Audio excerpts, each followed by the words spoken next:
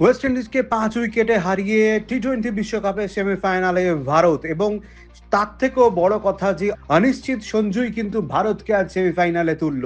এবং ইডেন গার্ডেন্সের রূপকথায় যাদের যাদের নাম, যে সমস্ত ক্রিকেটারদের নাম লেখা থাকবে তার মধ্যে স্বর্ণাক্ষরে লেখা থাকবে সঞ্জু স্যামসংয়ের নাম।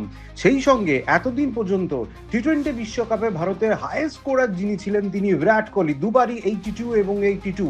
আজ সেই রেকর্ডও ভেঙে দিলেন সঞ্জু স্যামসং। অন্যদিকে যে কথাটা বারবার উঠে আসছিল যে ক্যাচ মিস মানে ম্যাচ মিস, আজকে কিন্তু সেটা বারবার প্রমাণিত হয়েছে এবং ভারতকে কিন্তু কার্যত খাদের কিনারায় দাঁড় করিয়ে দিয়েছিল এই ফিল্ডিং মিস।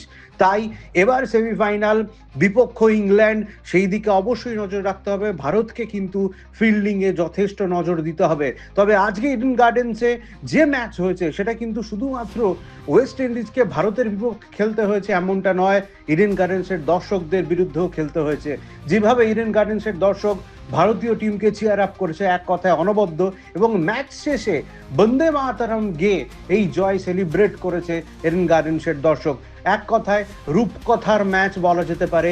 ইডেন গার্ডেন্স পুরো ভরিয়ে দিয়েছে ভারতীয় টিমকে তাদের সমর্থনে, এবং যেভাবে প্রত্যেকটা বল চিয়ার আপ হয়েছিল সেটা এক কথায় কানায় কানায় ভারতীয় মনকে, ভারতীয় হৃদয়কে জয় করে নিয়েছে।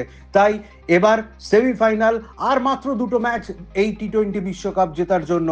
তাই অপেক্ষা আরও একটা বিশ্বজয়ের। আরও খবর জানার জন্য, আরও বিস্তারিত খবর জানার জন্য অবশ্যই ফলো করুন অর্পণ অ্যাঙ্গেল।